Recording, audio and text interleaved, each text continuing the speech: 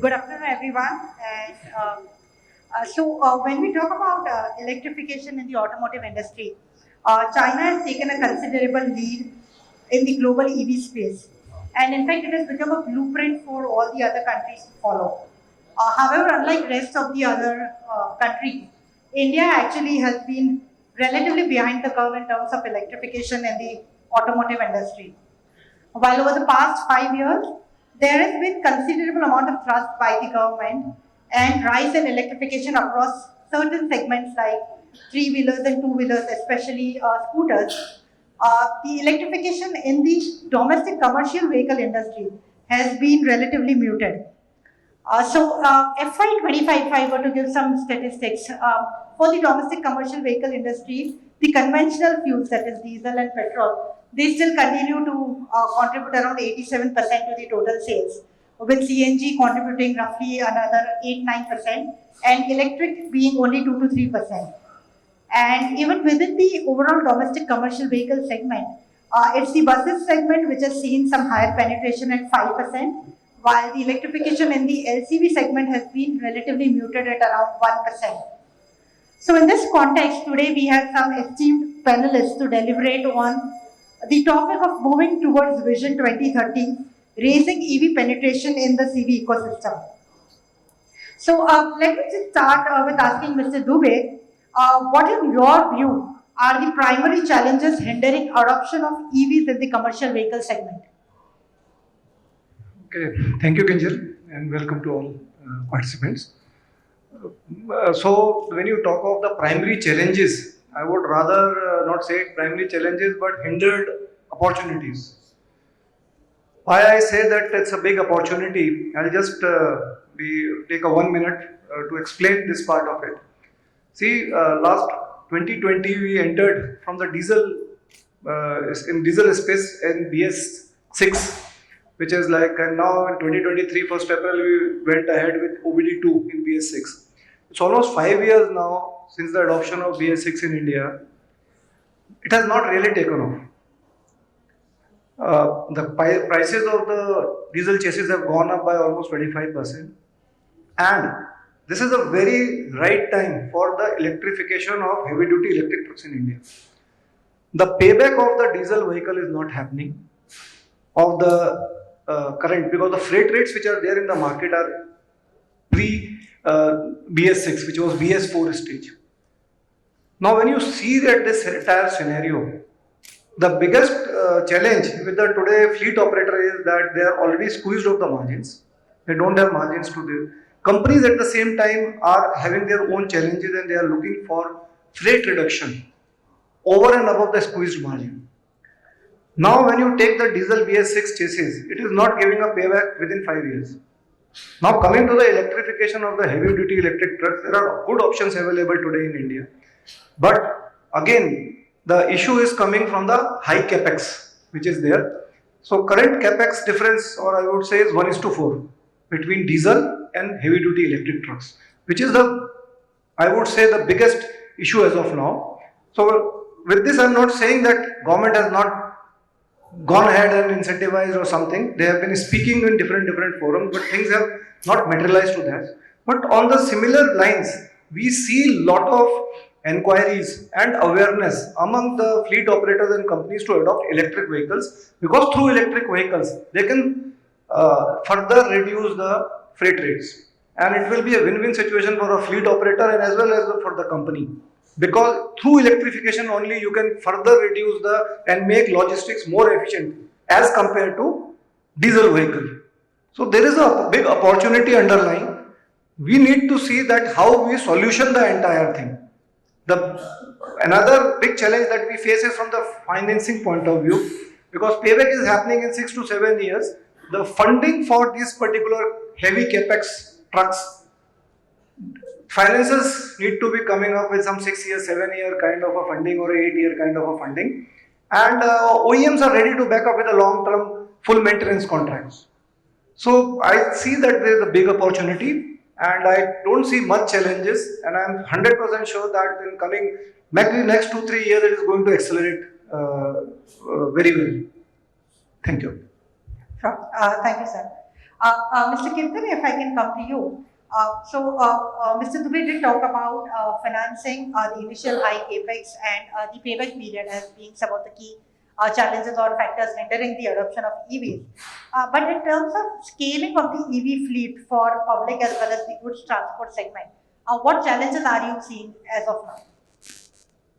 So good afternoon to all of you. Thank you for having me on the panel. I think Mr. Dubey has captured quite a lot of points which are genuinely at the moment on the ground. But I want to put some perspective here. So we are moving from entirely fossil fuel to a net zero situation over several decades. The road to net zero is not going to be a straight line road. It will be a road with multiple fuels. So you will have space for CNG, you will have space for LNG, you may have space for some other fuels, you may have space for hydrogen and battery electric vehicles and so on and so forth. In the auto sector, we call this messy middle. So it's a messy middle from where we are today to where we will go. So what will happen is eventually the segments will decide the adoption rate.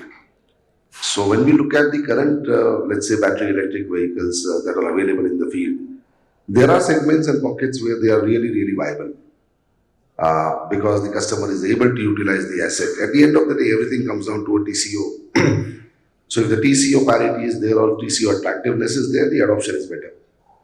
You get to see that in the small commercial vehicle segments at the moment where we are able to produce and provide the utilization of the three-wheelers or small commercial vehicles. When it comes to heavy-duty commercial vehicles, there are segments where the product can be utilized for almost 20 hours a day, where SANI participates quite well. We participate well, which is an off-road segment. When it comes to on-road segment, the major challenge is that, because this was mentioned by, I think, Kaushik in the morning, the major challenge is that there is a disadvantage in terms of the payload. So battery electric vehicles are, as it is, 1 or 2 tons more heavier. So the customer is first of all disadvantaged in the amount of revenue that he can generate. Then obviously the truck utilization is a question mark because the range is not there. If he really wants to move across routes, then the charging infrastructure is something which is limiting. So the viability business case is not broad-based. It is specifics, and I think we will have to pick and choose those segments. Another thing which I really want to bring out in terms of what is helping the scalability. So fundamentally, we have to ask this question to ourselves that what is the business case for electromobility or let's say cleaner fuels? Is it cost economics or is it cleaner environment? And I don't necessarily feel that this comes at compromise to each other. But I think unfortunately the way we are, if we have to change anything, it must make cost economic sense for us. So I have seen cases where even if there is a TCO parity or even if there is a viability by cost economics, transport largely being as a service business, it's a tripartite situation. So there is a solution provider for electromobility or alternate fuels. There is an end user who is going to eventually transport the goods, and there is an intermediary which is a transport or logistic company. And whatever profits are there, this has to be shared, right? Now somebody becomes greedy and wants it to be completely taken. So it's like, I am the end user and I need to keep the larger share of the profits. Then the viability and the paybacks really get pushed back. So I think, to me, the scaling up will happen first of all if we really ask ourselves this question that are we moving to green mobility because of cost advantages, or are we willing, even if there is no cost advantage or if the cost advantage is minimal, maybe 5%, 10%, but we can still do 10% of our transport or 20% of our transport by cleaner fuels. Are we game for that? And I think once that will happen, everything else is there. So it's not that infrastructure cannot be set up.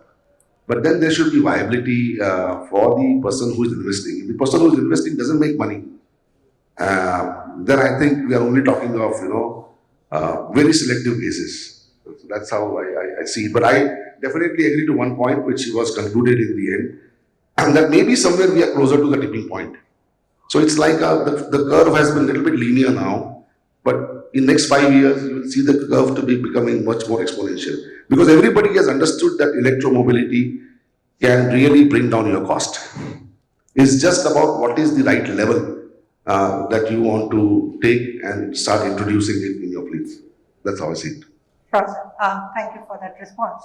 Dr. Singh, both the other panelists spoke about the high capex cost and the overall TCO as well. So, is the initial high capital cost a major hindrance here, or how do you think the total cost of ownership or TCO works out for both, say, ELCVs as well as EMSCVs vis-a-vis their ICE counterparts? Thank you very much for this very important question. And I'm really honored to be a panelist of this very important topic, which we are currently discussing today. I'll give the answers to this question after giving you a little bit brief background about what we are, where we are, what is our ultimate targets. See, if you see transport industry per se, or the sustainable mobility, net zero, what we are talking about. So there are various options available across worldwide. You can adopt straight away EV, you can go for hybridization, you can go for alternative fuels, you can go for hydrogen fuel cell electric vehicle, hydrogen ICE. So there are multiple options available worldwide. The important point which I want to highlight here is whatever option we have to choose, it should have a proper rationale behind it. So any option which we are going to choose, so it should resolve the dichotomy of the scenarios. One is your net zero or climate change or all the kind of GHGs which are associated with it. And also it should make a business sense.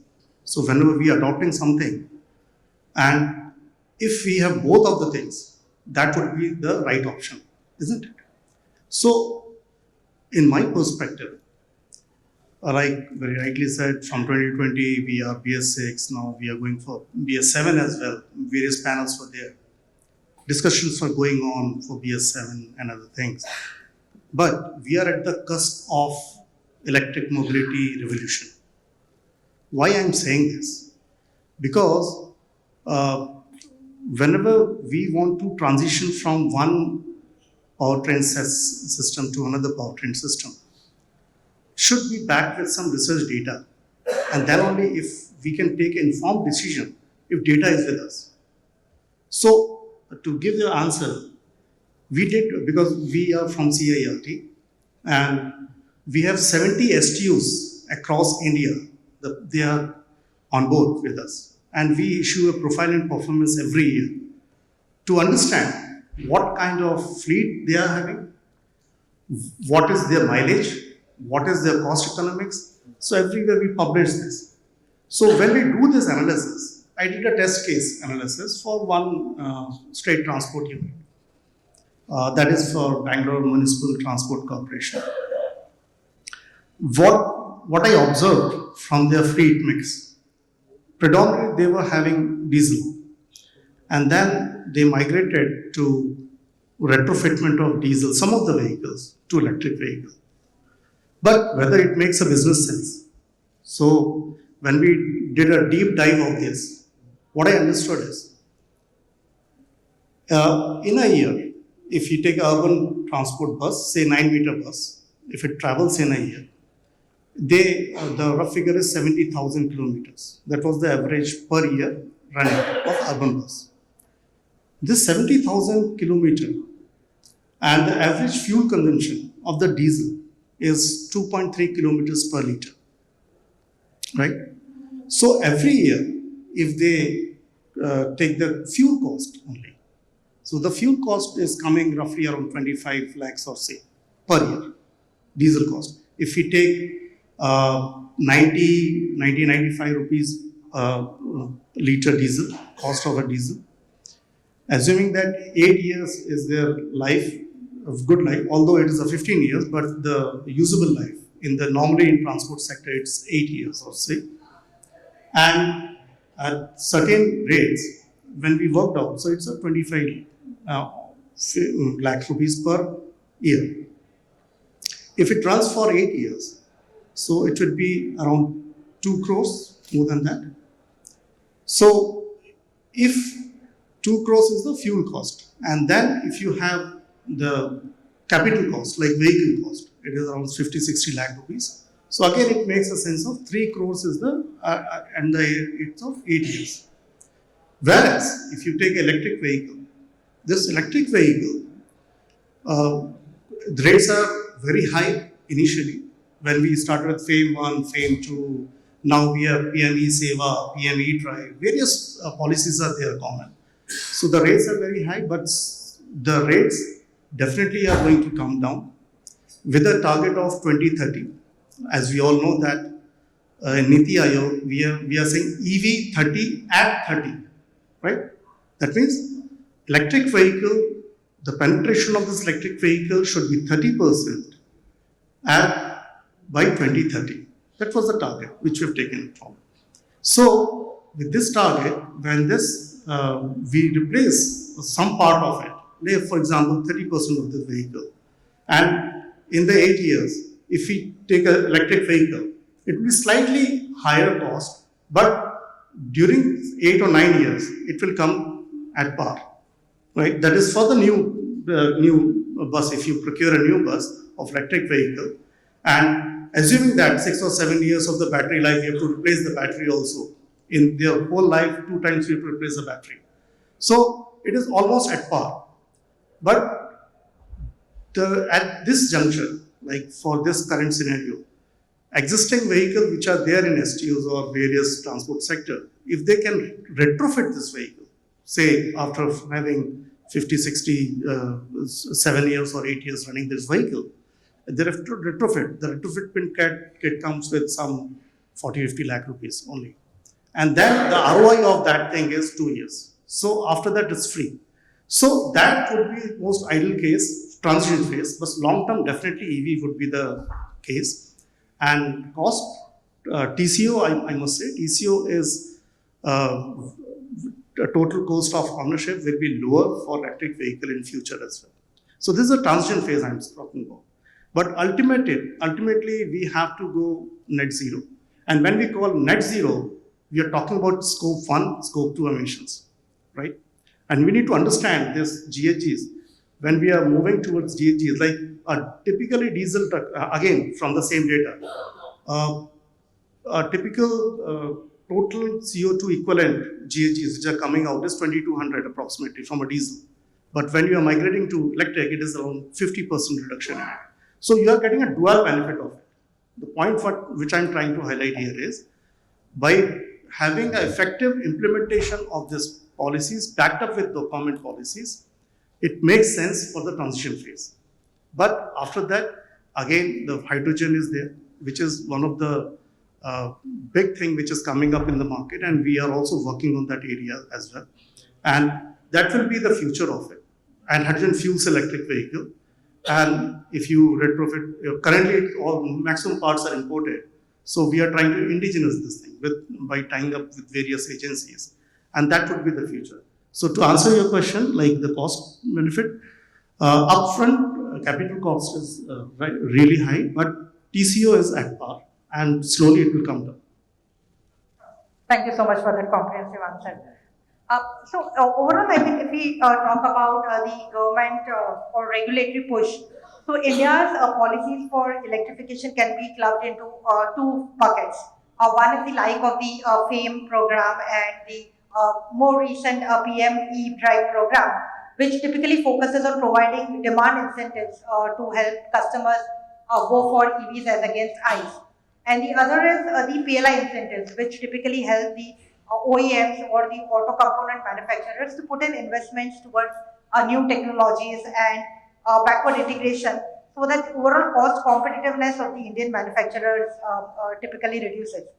So Mr. Patwardhan, we've seen some good progress on electrification in the buses segment, some more supported by the gross cost contract model of tendering and the most awaited payment security mechanism.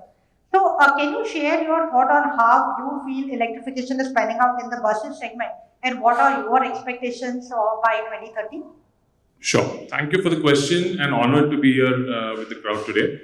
So let me start by sharing, sharing an overview about the size of the market to start with. So the bus market in India today is close to about 22 lakh buses all put together.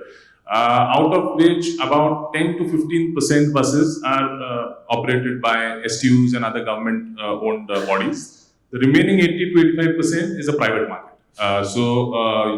It's a humongous contributor to the overall size of the industry, as you can see. Over the last few years, with a lot of support and great policies from the government, we've been able to see a lot of penetration on electrifying the government side of buses, especially through the various schemes that you shared. So it's estimated that we have now about 16,000 electric buses on the road as of now. Major chunk of which, maybe 97-98% of which is through government-owned organizations. So I think that there is a long way to go for the private sector, and I think that within the private sector there is awareness, there is common infrastructure, there is overall, I would say, policy support which is required from the government. So I think that a lot of work needs to happen on that front, wherein the industry, the operators, the manufacturers, and the government will need to really work together on various initiatives in order to get close to what the STUs and other government-owned organizations have been able to achieve. At this point, we have a lower than maybe 1% penetration on the private side when it comes to electrification of buses. So the TCO in many of the applications doesn't make sense, but there are several such applications, where the bus does more than 10,000 kilometers a month. That is where those are the prime, I would say, applications for transitioning towards electric. But we as service providers now feel extremely confident with the new products coming in from all the top OEMs. So I think there is reasons to believe that in days to come we will see significant chunk of new buses getting transitioned to EVs in the next 2 to 3 years, I would say. Sure, sir.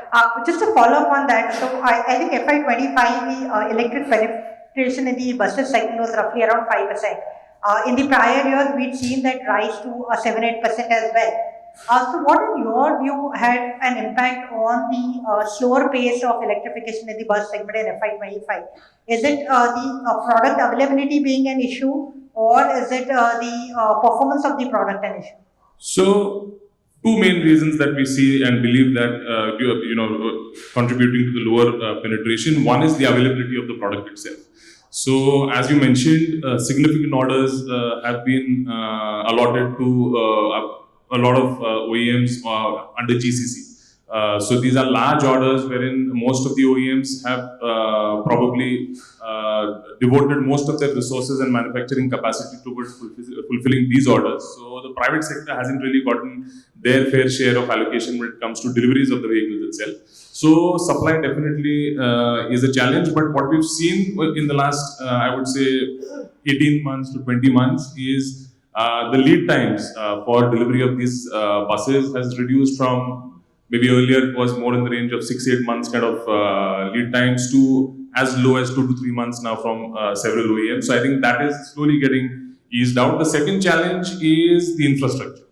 So there are not enough number of DC charger public infrastations which can cater to any bus, and it's extremely capital intensive and tough for any standalone operator to set up that full infrastructure themselves when it comes to recovering the cost of upfront capital investment. So I think public infrastructure and availability of product are two dominant contributors to why the process has been slow. The third challenge also has been the lack of finance. So a lot of leading banks are still figuring out what is the right way to actually either lease or provide debt to secure such a bus.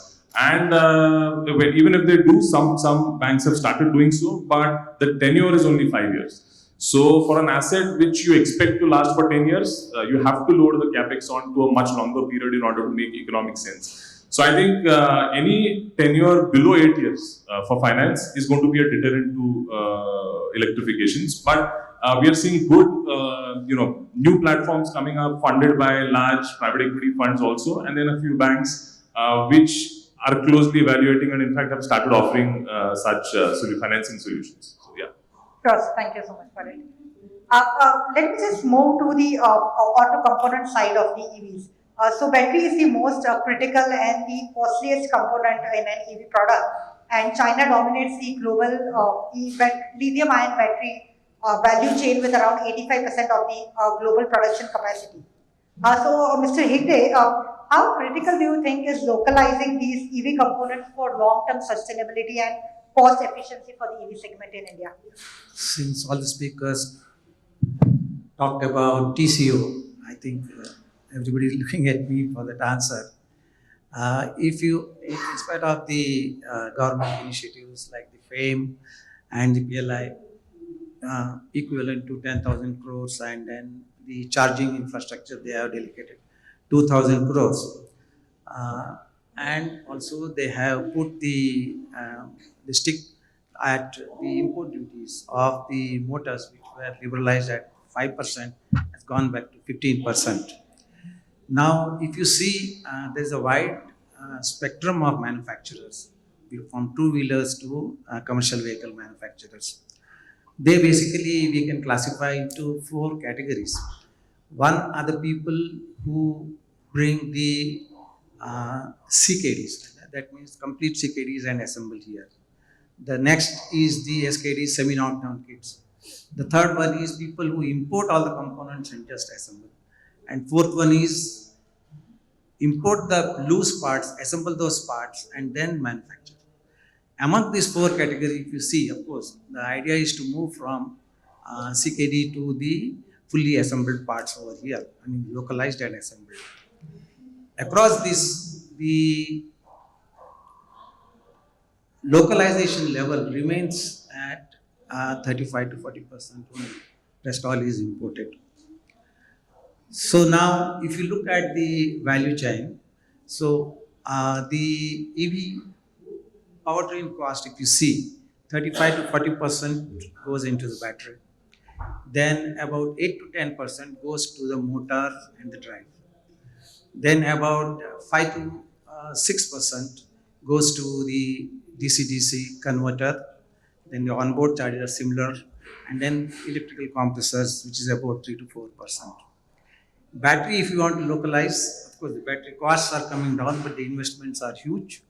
So the real thing where the component manufacturers, in fact, OEMs should look after them, should look up to them to localize is the motors and the controllers.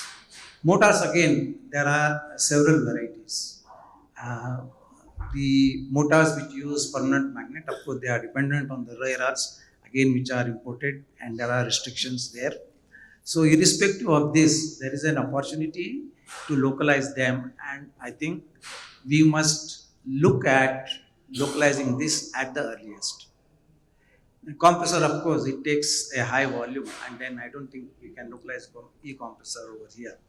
So to enable this, I think government on their part should further initiate, and there should be an industry academia collaboration as well. Then a few things what the government can think of is the further incentivize them and put the some restrictions for free imports, and then the technological upgrades which can happen, there has to be push on that. Then the manufacturing, the push on the battery and the semiconductor side manufacturing. These are the various initiatives which government can take. Sure, sir. Thank you so much for it.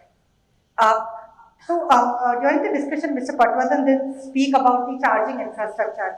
And while the number of charging stations in India have risen sharply over the last few years, supported by the government's policy-driven push and investments by even the private sector, it still remains a fraction of the actual requirement to address the range anxiety or the charging concerns. So, Mr. Dubey, how, in your view, is the charging infrastructure evolving to support the long-haul transportation requirements?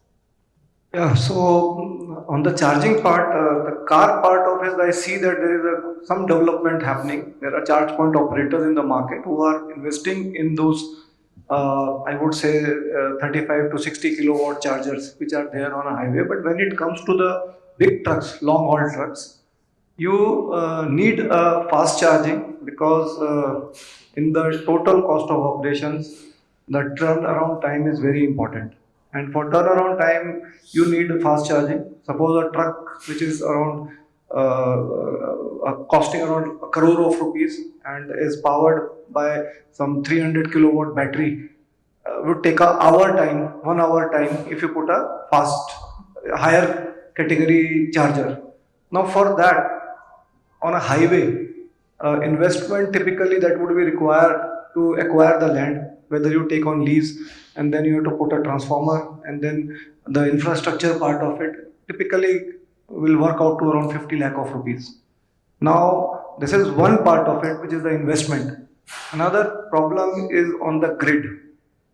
We need to really look that we are talking when of electrification on a highway, whether the grid, current grid, is capable to take care of the charging needs of an electric vehicle in the peak hours. When you look at a highway and you travel, because I have been there for last 3 years trying to figure this out, you see that most of the highways do not have a high voltage current which is passing there, low voltage wiring which is over there, and every state government, when you speak to them on a forum, they will give you a series of incentives that they have announced for charging infrastructure. But how one has to get that, that path is very difficult. One of the state governments, in one of the used cases, we tried getting a charger installed on a highway. It took more than 6 months, but charger could not be installed. We went up to the level of Deputy Chief Minister and Chairman of Electricity Board. We could not get that thing. So the biggest problem today is that you have allocated the funds from the government side. There is an intention to upgrade the infrastructure on a highway, but how somebody get that incentive on the infrastructure, charging infrastructure. Also, how are you facilitating the acquiring of the land for charging? That way I didn't find any much happening on that. Whatever charging we are able to develop as a OEM is with I would say private charging stations. And if you currently look from the TCO point of view, the range of vehicles which are available in the country, for 100 kilometer you go and come back, you may require chargers at the end point, at the loading point and the unloading point.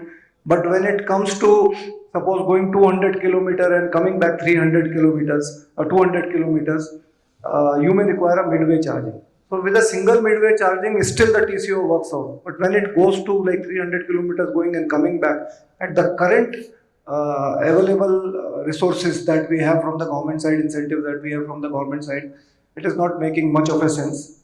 And rightly said by one of the speakers that payload is one of the is very important for this, where additional payload has not been given. So when you look at the entire constraint, the TCO needs to be worked out. You increase the range. Somebody was saying that we are looking for a higher range of vehicle. When you go for a higher range of vehicle, you will require a battery power pack, a higher rating battery power pack. Then it increases the weight of the vehicle. Then it reduces the payload. So it's a chicken and egg and catch-22 situation. So there, I would say that still we are at a very nascent stage, and this is happening despite 35% of the haulage. We always talk of long haul, but if 100 heavy duty trucks are sold in the country, 35% of the trucks are on a short haul. And if we are able to even cater to the needs of that 35%, I think the electrification would be at a faster pace than the current that we are today seeing in the country. Sure, sir. Dr. Singh, I have a question for you. So, Mr. Hegde also spoke about the issues with charging infrastructure. Mr. Dubey he spoke about the issues with the battery localization levels. Mr. Dubey spoke about the issues with the charging infra. So, how is the government fostering innovation and public-private partnerships in the domain of both battery technologies and charging infrastructure domains? Yes, thank you very much. there are various schemes available in government sector. He's very rightly pointed out that charging infrastructure is the major impediment behind the full revolution of the EV, and how we can strengthen it. That was the question, right? So one of the scheme you must be knowing it, PLI scheme, which was launched by Government of India, with a total outlay of more than 18,000 crores, and where the ultimate task is to generate more, and say, ACCs, like we have to work on batteries, advanced chemistry cells, and various other things are also available in the market. But what I'm trying to say here is this electric vehicle revolution and the your capacity building needs to go hand in hand. I just want to refer here our Honorable Prime Minister, who coined this five nectar elements during COP26. You must be knowing that. One of the nectar element he coined is 500 gigawatts by 2030. 500 gigawatts of renewable energy by 2030. So the current scenario, if you see, it is 210 gigawatts of renewable energy from last year, 2024. So it's already there. We are almost halfway of it. And other is coming from coal and other fossil fuel kind of thing. But the target is to reach to that 500 gigawatt by 2030. And government is moving in that direction with few of the schemes, which I say, like just I mentioned, PLA scheme is one, and battery energy storage systems, in which recently the government of Rajasthan was given 720 crores for grid upgradation, and various schemes are available. And to motivate because we have to align our students or engineers or young professionals also with that. So there are some other agencies also, like Technology Development Board of TST and Atal Innovation Mission. So these are various forums in which people can approach and get the things more strengthening of this. Sir. Mr. Hegde, if I can come to you. So we discussed about several changes that are required to transition to or to increase the penetration of EVs in the CVs by 2030. So in order to achieve the same, how must the legacy automakers, the OEMs, adopt to the value chains and to align with this overall EV transition? Yeah, this year I think the worldwide EV production will be about 20 million vehicles. If you look at the total value chain of EV manufacturing, you have one is the supplier community who supply the parts. Second is the OEMs themselves who assemble them. Third is, of course, after sales and the dealers. The OEM manufacturing part and dealers, I think there's not much of a problem. The same chassis line can take both the vehicles. The dealers, of course, the number of moving parts are less, so how do you contribute for, compensate for the loss of contribution they have from servicing those IC engines as compared to EV? I think that can be taken care. So biggest challenge is the value chain of the supplier, that is the input suppliers, input part suppliers. Now, if you look at that, in an IC engine, you have the intake, the actual IC engine and the exhaust. Who are the major suppliers who are getting affected worldwide, and they are also present in India? Intake, of course, you have companies like Bosch, you have Denso, you have Continental. Then when it comes to the transmission, you have ZF, you have Magna, you have Borg-Warner. Then when it comes to chassis, again you have Magna. Then you have Magneti Marellis, you have Hitachi's. So how are these people looking into it? Each one is part of the ICE in a big way. So they have taken up to reinvest and to take into this EV manufacturing in a big way. Like Bosch, they have invested billions of dollars in semiconductors in Germany. They are into silicon carbide semiconductors, which will not only increase the range, but also increase the life of the vehicles. Similarly, Magna is into e-axles. So each one of these suppliers are into the specific area where they feel that they have the expertise and they can make it in a big way. They are all present in India also. The second thing is time. Time to go there is very important. So they are looking at, instead of spending time on their own R&D, they are looking at specific acquisitions or joint ventures. Each one of them is doing it. And the most important part, the third one is localizing. That means you go near to the EV manufacturer, like Denso. They are basically based in Japan, but now they have brought their manufacturing to Indonesia, to Vietnam, and to Thailand. Similarly, Hyundai Mobis is investing in India in a big way for the EV ecosystem. This is how the value chain is getting transformed. Thank you. Sure, sir. Thank you for the response. Mr. Kirtan, if I can come to you. So overall, how do you think that the EVs will reshape the logistics industry by 2030? So, I mean, again, we'll have to see the commercial vehicles across all these segments: small commercial vehicles, medium commercial vehicles, heavy commercial vehicles. Within heavy commercial vehicles, rigid tractors, off-road or tippers. I think definitely when it comes to the bottom of the pyramid, which is definitely a larger one in terms of volumes, there already the adoption is much higher. And like three-wheelers and so on and so forth. So I personally believe that the adoption over there should be able to meet the target of 30%. And today, for example, we are close to around single digit on the overall CV space, right? It's maybe around 7-8%.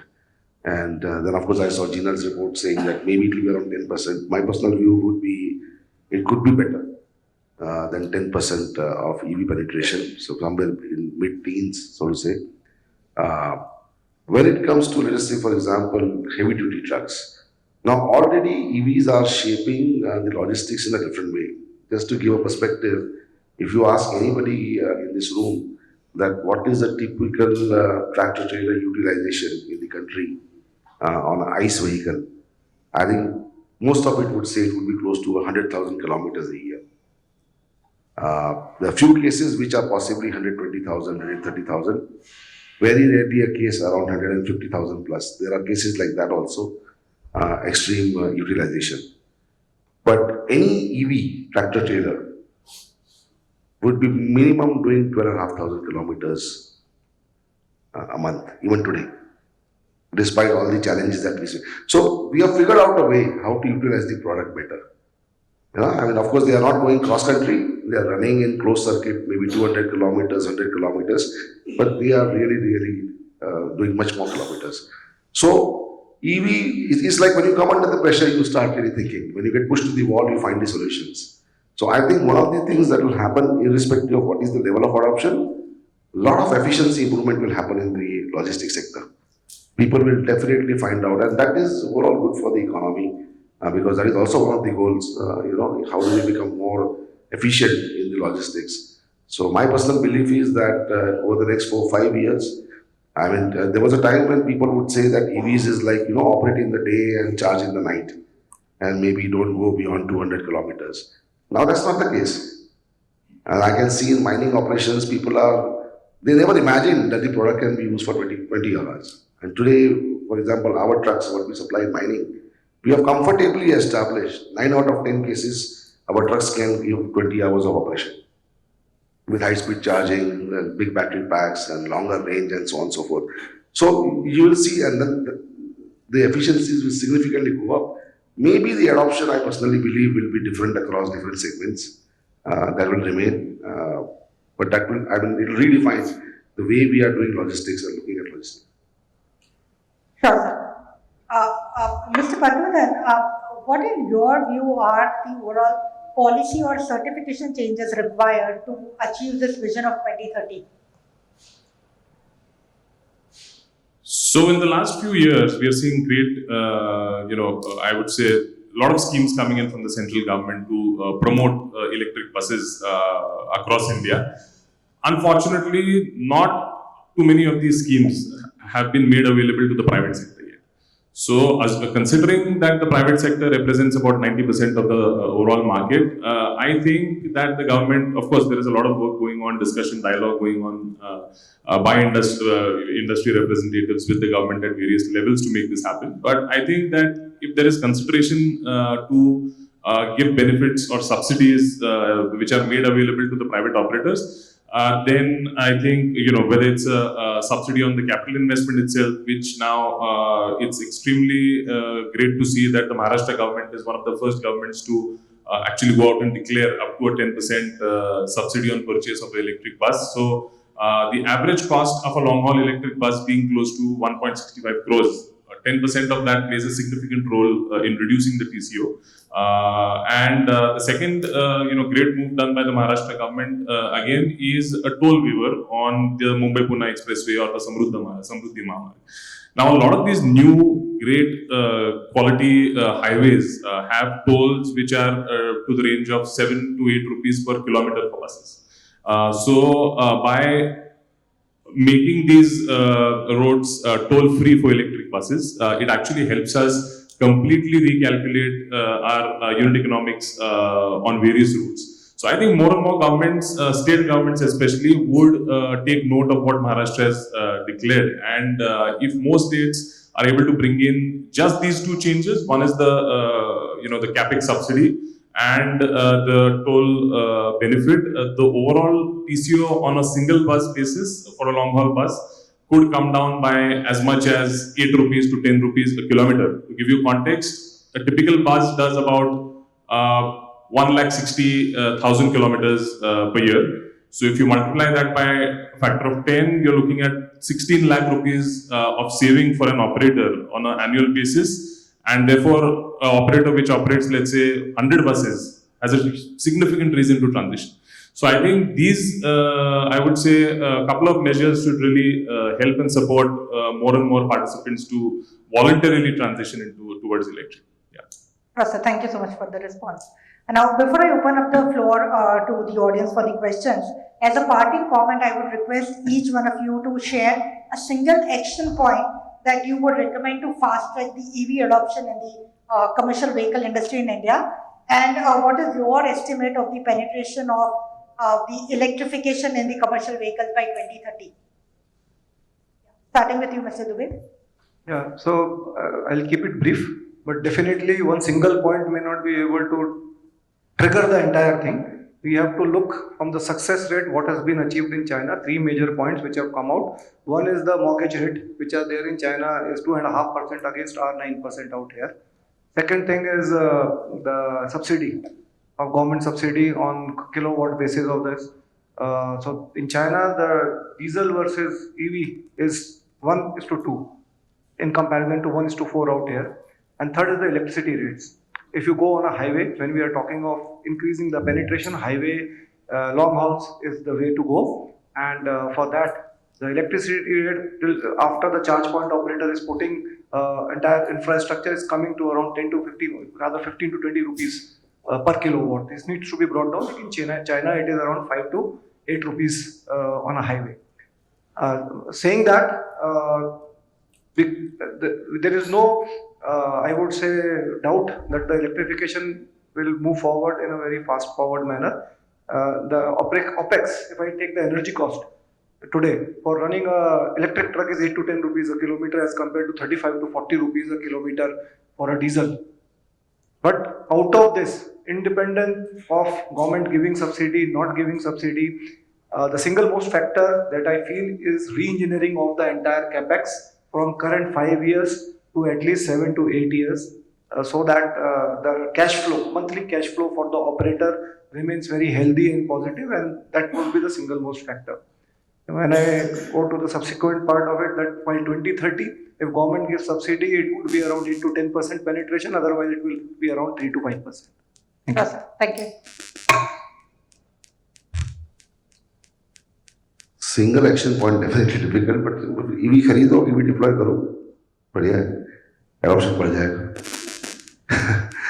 I definitely, I mean, many of the points because we belong to the same industry, but first of all, I want everybody to understand that the viability of EV is no more a question from TCO perspective. It is the most attractive TCO. There's no doubt about it. Varieties of reason we talked about, charge point. I met charge point contractors, and if you really ask them what's your utilization, and they'll tell you it's not even 50%. Why they are not coming forward is not a question. There are n number of people willing to come forward. You pick up a route, say Bangalore, Delhi, or let's say Mumbai, Bangalore. People want to invest. The money is in, actually the money in EVs is not in EVs.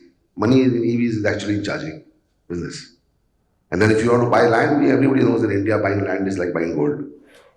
So there's nobody who is behind. It is just that we need to feel a little confident, number one. Number two is, please understand, if EV are offering 10 to 15% reduction in, let's say, cost per ton or cost per ton kilometer. Now, if out of this 10 to 15% reduction, the transporter who is going to deploy that EV or buy that EV, he needs to get to keep the higher share. If the end user comes up and says कि 15% reduction है, वो 15% में से 10% मुझे pass on करो, तो मैं आपको contract देता हूँ, then the paybacks really get pushed. Then there is no motivation. So I think, there are two important points. One is, of course, we should figure out a way how to take away the payload disadvantage. So while the manufacturers will work on light duty, light weighting and all that, if you want bigger range, you will need bigger battery. Bigger battery means more weight. So payload disadvantage should not be there for the operator. So whatever is the payload available for ICE trucks, similar payloads. Government of India at some point of time increased the payloads from 25 tons to 28 tons, right? On GVWs, 31 tons became 35 tons. A 40 or 44 tonner tractor trailer suddenly became 55 tonner. So can we look at doing something like that for EVs? So maybe you are already giving 5% allowance on, for, so to say, allowance or tolerance. Can that be tolerance for EVs be made 12% so that the payload disadvantage goes away? That's number one, because payload will really contribute. Second is, of course, let's not become too greedy. You just can't all have all the golden eggs in the same day. And so we need to show the patience and we need to share the profits fairly and distributed equally, so to say, or equitably. I think we will find much more segments. For sure, in the heavy duty space also, you'll find much more segments. So these are a couple of points. Yeah. Sure, sir. Your estimate of penetration by 2030? I looked at the overall. Today it's a single digit. I definitely mentioned in my previous comment also. Segment-wise, it will change. Overall, my belief it will be mid-teens. Definitely not about 20%. Okay. Thank you. The single point or action point, it is very difficult to point out any single action point which will revamp the whole things. Rather, I would say it needs a multi-pronged approach. When I'm saying that multi-pronged approach means we have to increase the demand, then supply demand, these kind of things can be there, and motivate the end user, or you can say incentivize the end user by various government policies. One of the policy which I would like to highlight here is, which is still in the pondering, like Ministry of Power, which is Bureau of Energy Efficiency, and we are working closely in that.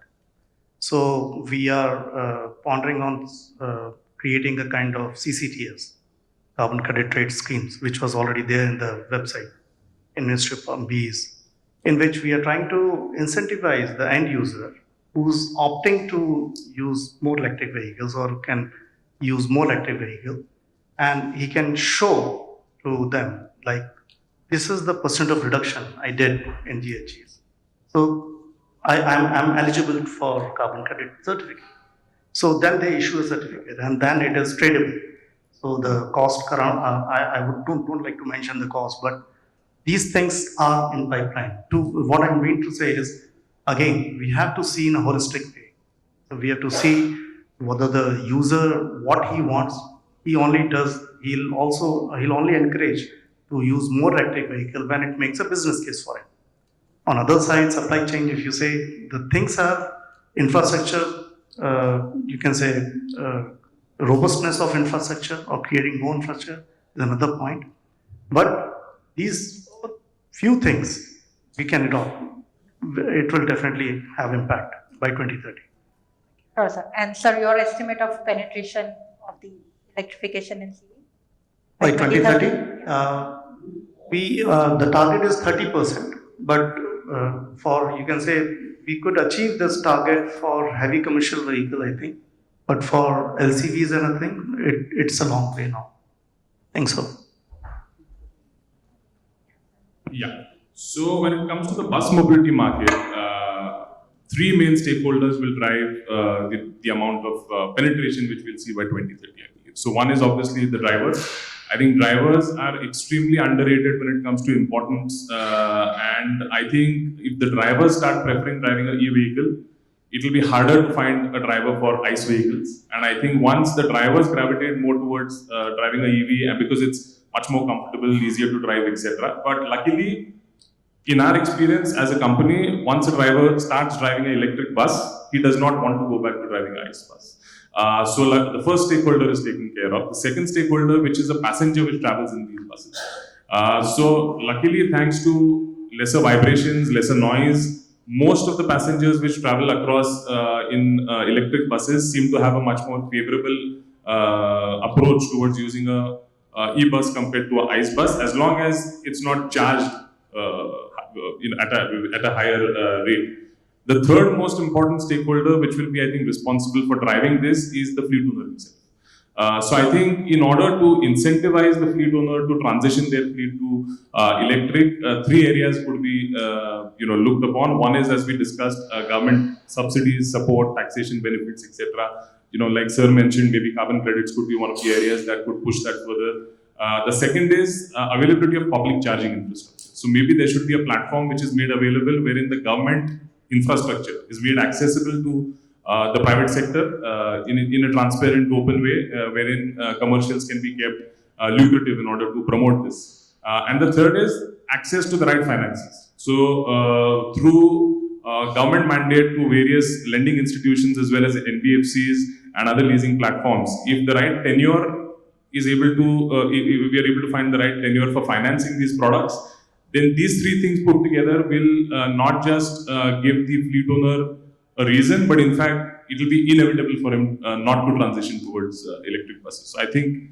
these are 2-3 areas that I think we would like to see more on that. Sure, sir. And your estimate of the EV penetration in buses by 2030? So on the longer haul side of things, so we have about 2 lakh long haul buses which do more than 500 kilometers, 600 kilometers a day. So I think that more than 40 to 50% of this could transition by 2030 if these 3 areas are worked upon, of course. And on the shorter distance use cases, I see a challenge until the battery prices come down significantly because of the TCO. But I still think that maybe a 10 to 15% penetration on that front. So blended, hopeful to see maybe a 15 to 20% penetration on the overall bus mobility space. Yeah, Mr. Hegde. Well, I can give an answer in one sentence. Incentivize to localize, put deterrent on import so that the net value addition goes up from the current 35 to 40 to 75 to 80%. My estimate for EVs by 2030, of course, it will be led by the LCVs and the buses, minimum 10 and maximum 15%. Sure, sir. Thank you so much. Thank you all panelists for such comprehensive answer. I think if you want, we can take a couple of questions from the audience.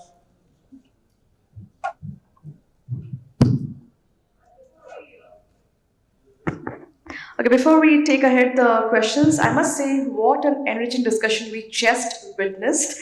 Let's have a big round of applause for all our panelists and our moderator. Thank you so much for sharing your key insights and your expertise in this very great topic. All right, so now we open the forum for a Q&A powered by Stay Curious with Accolade. So if any of you have any questions, can I have some hands up in the air? And yeah, yes sir. Please tell your name and your company you're working for. Thank you. My name is Chaitanya Bele. I'm representing BIBA.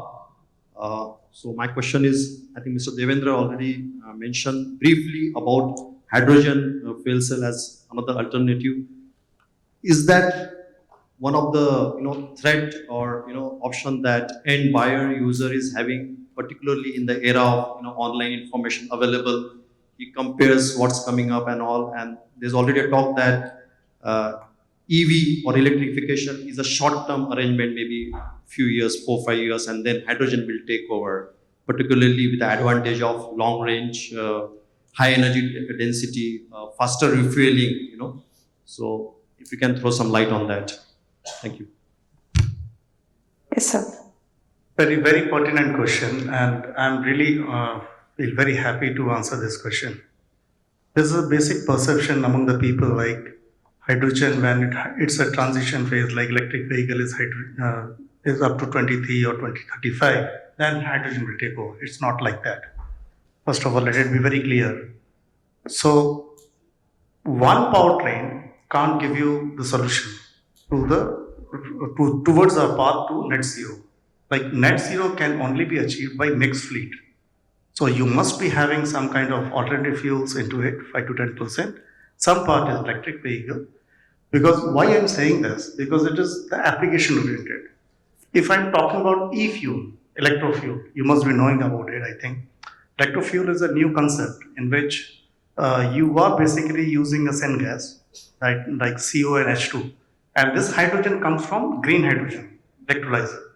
And this electrolyzer, hydrogen comes from there, and CO2 is from ambient or from other sources. And then it makes a syngas, CO and H2. And then through the Fischer-Tropsch process, you can generate any kind of fuels, diesel, ATFs, aviation, turbine. So, future to achieve net zero, the goals are very different. To achieve net zero is going strategically, which application needs what. So, to give you an answer, for marines and aviations, electrofuel could be one of the solutions, but it is very expensive right now because we are talking about hydrogen from electrolyzer, making it net zero. So that option, and since flights are on air, so a lot of other issues are associated with that. So that is one. For road transportation, definitely electric vehicle will be there. Some part, maybe heavy duty segment, will be hydrogen fuel cell electric vehicle. And again, fuel cell electric vehicle is your electric vehicle only. Only the difference is we are using a very high pure hydrogen, 99.999. That is the thing. So some research studies which we are also engaged in, we are working on that to make a fuel cell that will. What is the impact if we can't use that purity of the hydrogen? So those kind of things are going on in India, very, very much in India. And we are trying to push the indigenous component. Like if you talk about type 4 cylinders, which are normally used for type 4 and type 3 cylinders, some of the research organizations are working on it to indigenize this thing. Battery, again, government is pushing that thing also. We are indigenizing, trying to do those things. Make the hydrogen fuel cell economic, but that is not the ultimate solution, but it can't give you the ultimate net zero. So we need to have a mix of it. Thank you. Thank you, sir, for that answer. Can we have one more question? Yes, sir. Prakash Sardesai, I am from Cvecosystem, which is part of Clariant Worldwide. And I have a question for Mr. Hegde. You just mentioned that this year worldwide EV production could be of the order of 20 million. Did I hear correct? Yes. What is the distribution across the countries? And we are also hearing that in North America, at least on the passenger side, Ford, Chrysler and GM, that is Stellantis now, are initiating more GDI programs rather than EV programs. So is the hype, at least on the passenger side, going down? Is there a change after the new administration in North America? That's what I would like to know. I don't think so. If you see, Tesla itself was close to 2 million. BYD took over Tesla, so they are ahead of Tesla, another 2 million. China, you will have a number of manufacturers who are big time, producing 500,000 and million vehicles. Europe also. So I don't think it's well spread across the geographies, and I don't see any deterrent as far as North America is concerned. Thank you.